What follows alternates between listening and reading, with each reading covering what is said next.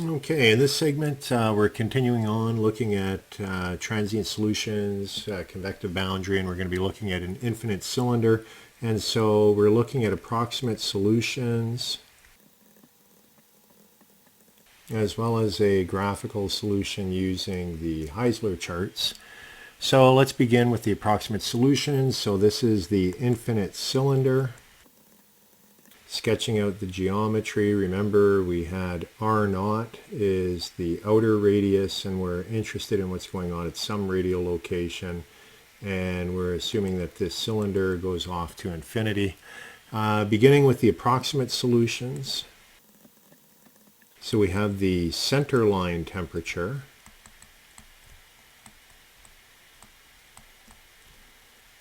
And whenever you're working transient problems, you always got to start with the center line. If you're wanting something spatially, you start with the center line, you get that, and then you move to your spatial temperature. As well as for heat loss, you need to know the center line temperature. So let's take a look at that. Using our theta designation, it's theta naught star, and that is going to be theta naught divided by theta I. And defining what those are,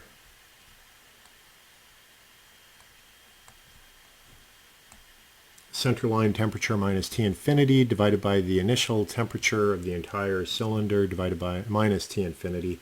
And the solution here, just like we saw for the slab, is going to look like this.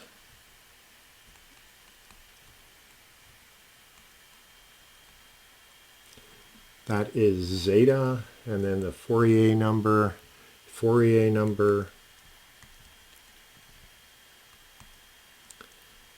very important non-dimensional number in transient conduction analysis. Now our length scale, you'll notice, before when we had the slab it was L squared, now we're dividing by R0 squared. And the bio number,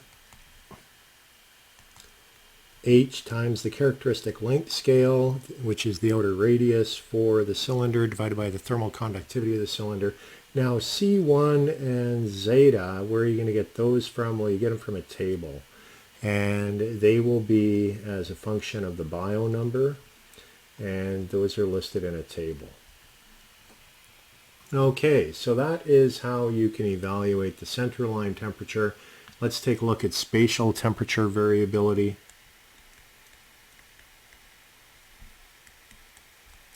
And you'll notice that this is quite similar to what we saw for the slab, but there are slight differences in the equations, so just be careful with that.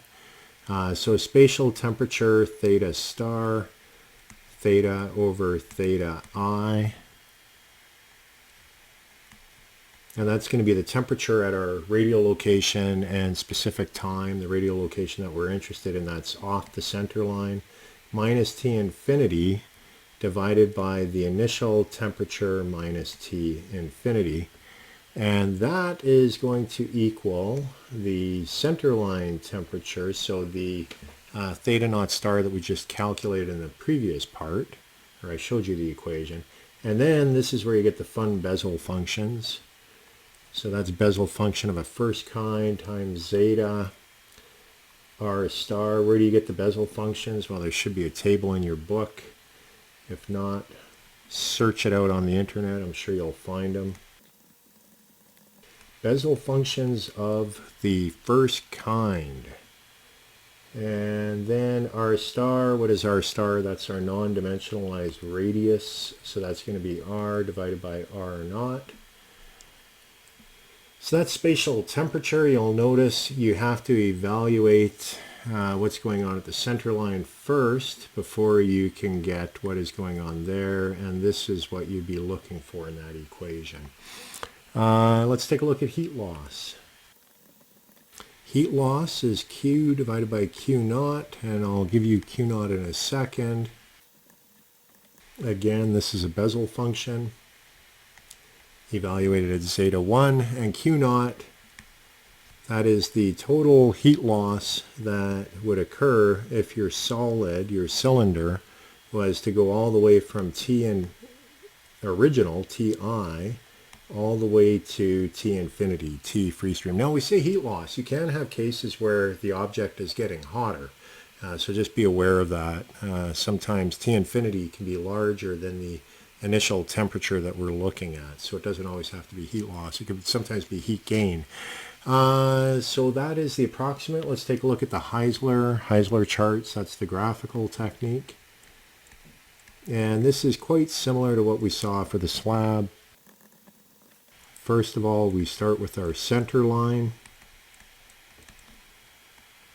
And you'll have a plot of theta naught, that is at the center line, divided by theta initial.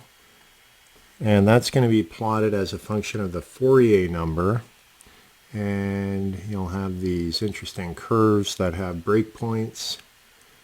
And that is 1 over the bio. I'll show you these in an example problem in the next lecture. So if you're wondering what do these look like. Spatial. You have to do your center line first, and once you've done your center line, then you can do the spatial. And that's plotted as a function of 1 over the bio number. And here we're going to have curves like that, and they are in order of increasing radial location. So as you go out towards the outer radius of your sphere. And then finally, heat loss, there'll be curves for heat loss. And these are Q over Q naught. Again, plotted as a function of Fourier bio squared. And these curves are plotted for different bio numbers. So those are the curves that pertain to the cylinder for the Heisler charts, and very similar to what we saw for the slab. The only difference is that you're using R naught for your characteristic dimension, whereas before we were using L. Okay, so that is the cylinder. The next segment we'll look at the equations for a sphere, and that will give us all the equations that we can use for convective boundary conditions.